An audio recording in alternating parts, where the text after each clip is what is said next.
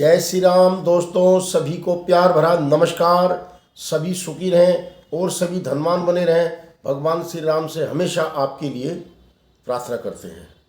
आज की हस्तरेखा ज्ञान विज्ञान में आपका स्वागत है। दोस्तों, बड़ी ही महत्वपूर्ण जानकारियाँ लेकर आता हूँ, वीडियो देख लिया करो। बार बार कहता हूँ आपको, चैनल को मेरे लाइक करो, सब्सक्राइब करो।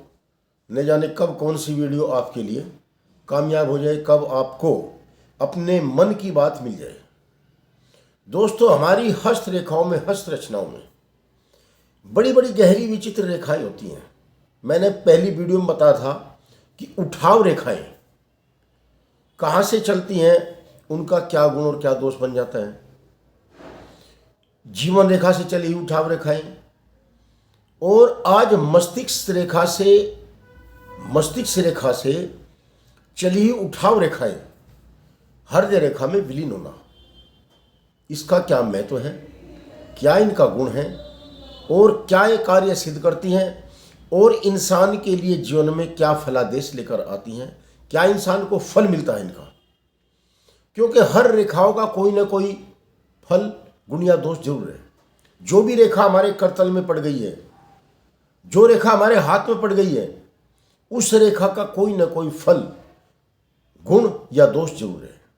परंतु एक जानकारी देता हूं दोस्तों, जो रेखाएं हमारे हाथ में अधोमुखी हैं, ऊपर जाने वाली हैं, रेखाओं के प्रकार बहुत होते हैं, परंतु दो ही प्रकार समझ लेने में बहुत कुछ हासिल हो जाएगा।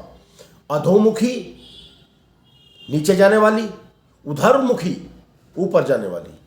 जो उधरमुखी रेखाएं होती हैं, ऊपर जाने वाली, हमारे इस हाथ की रचना विचित्र है। ये हम हाथ का पैर समझते हैं, ये सर समझते हैं। जैसे हम सीधे खड़े हैं, हमारा पैर नीचे है और सिर ऊपर है, ऐसे ही हमारी इसका विश्लेषण है। हमारा ये पैर है और ये हमारा सर है।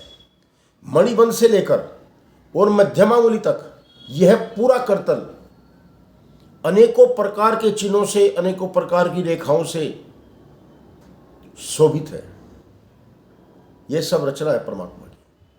तो जिस विषय पर आज बात हो रही है दोस्तों, कि उठाव रेखाएं मस्तिष्क रेखा से निकलकर हृदय रेखा में विलीन होना, मैं आपको इसका मानचित्र दिखाता हूं। दोस्तों, ये हाथ का नक्शा है और ये हमारी मस्तिष्क रेखा है। अंगूठे के मूल से निकली हुई मस्तिष्क रेखा, और ये सीधी मंगल की तरफ हल्का घुमाव लेकर आ रही है। ये हमारे मंगल हैं दोनों, और ये हमारी हृदय रेखा है। तो इस प्रकार की रेखाएं मस्तिष्क रेखा से निकली हुई है। इस पर हमारी 1, 2, 3, 4 भी हो सकती है, 1 भी हो सकती है, और इनका रूप ऐसे भी घूम सकता है और ऐसे भी घूम सकता है। दोस्तों, एक बार दोनों हाथ देख लिया करो। दोनों हाथों का देखना जरूरी है, क्योंकि कार्य सफल होने में, जातक को परिणाम देने में बड़ी घन बाधाएं आती हैं यदि दोनों हाथ नहीं देखोगे। स्वयं का भी देखना तो दोनों हाथ देखें, दोनों हाथ का मिलान करके देखें, इस हाथ में क्या अंतर है, इस हाथ में क्या अंतर है। तो जब ये रेखाएं मस्तिष्क रेखा से निकलकर हृदय रेखा में विलीन हो जाती हैं, तो इस प्रकार की रेखाएं मित्रों इंसान को बड़ा ही स्वाभिमानी बनाती हैं, इंसान को मेहनती बताती हैं, समाज सेवक बताती हैं। और हमारे पश्चिम देशों ने तो इनका बहुत ही बड़ा वर्णन किया है कि ये इंसान को महान बुलंदियों तक पहुंचा देती हैं। हालांकि ऐसा इंसान स्वयं के लिए कम कार्य सिद्ध होता है, परंतु पुरुषार्थ में, दान में, धर्म में, अच्छे कार्यों में अच्छी प्रसिद्धि पाता है। किस ग्रह के सामने है ये, इसका भी प्रभाव पड़ जाता है। समझ लो, यदि ये बुध का क्षेत्र है, यदि हमारी प्रभाव रेखाएं यहां से निकलकर यहीं पर आ गई, उठाव रेखाएं, प्रभाव रेखाएं, उधरमुखी रेखाएं यहां पर आ गई, तो परिणाम ये होगा कि गृहस्थ जीवन अच्छा होगा, बच्चा परोपकारी होगा, अनुशासन में चलने वाला होगा और एक समाज के लिए बहुत बड़ी उपलब्धि होगा। इससे आगे चलते हैं। यदि यह हमारा सूर्य का क्षेत्र है, ये सूर्य ग्रह है, यदि सूर्य के सामने है तो प्रसिद्धि पाता है,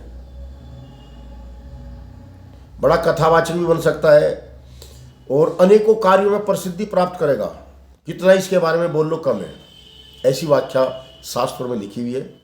और मैंने भी कई हाथों में देखा है कि ऐसा इंसान काफ़ी मशहूर होता है, परोपकारी होता है। इससे आगे चलते हैं। ये हमारा शनि का क्षेत्र है। यदि शनि के सामने कोई उठाव रेखाएं हैं और यह उठाव रेखाएं मस्तिष्क रेखा से भी अंदर जीवन रेखा से निकल कर आ रही है, तो कारखानेदार किसी मशीनी उद्योग में जातक बड़ी प्रसिद्धि प्राप्त करता है। अच्छा मिस्त्री, अच्छा इंजीनियर, अच्छा कलाकार बन सकता है मशीनी उद्योग में। कोई निर्माण भी कर सकता है, कोई रिसर्च जिसको बोलते हैं, कोई नया आविष्कार भी कर सकता है विशेष मशीनरी के मामलों में। इससे आगे चलते हैं दोस्तों। यदि उठाव रेखा, ये हमारा बृहस्पति का क्षेत्र है, यदि उठाव रेखा मस्तिष्क रेखा से निकलकर और सीधी और हृदय रेखा हमारी थोड़ी सी आगे हो और ये उठाव रेखाएं हृदय रेखा को ऐसे काट दे, दो भागों में बांट दे, तो दोस्तों ये विष्णु योग बन जाता है। इस योग को विष्णु योग बोलते हैं और बड़ी ही सुंदर कलात्मक यदि हाथ की बनावट है तो जातक ऊंची पदवी तक पहुंच सकता है। एक अनुशासन कराने वाला हो सकता है, किसी बड़े समूह को भाषण देकर अपने बातों के वशीभूत कर सकता है, अच्छा वक्ता बन सकता है, अच्छा प्रोफेसर बन सकता है, अच्छा वकील बन सकता है, अच्छा जज बन सकता है और अच्छा नेता अभिनेता भी बन सकता है। ऐसे महायोग इन उठाव रेखाओं के हैं। अन्य चिन्ह हाथ में हो तो मंत्री महामंत्री के पद तक भी जातक पहुंच जाता है। दोस्तों जय श्री राम। यदि आपके हाथ में ऐसी रेखाएं हैं तो ध्यान से देखें। अनेकों वीडियो में बताता हूं मैं कि मैं रेखाओं के आधार पर ही विश्लेषण करता हूं, लक्षणों के आधार पर नहीं, रेखाओं के आधार पर। और रेखाओं के आधार पर बोलना कोई आसान काम नहीं है दोस्तों। जय श्री राम।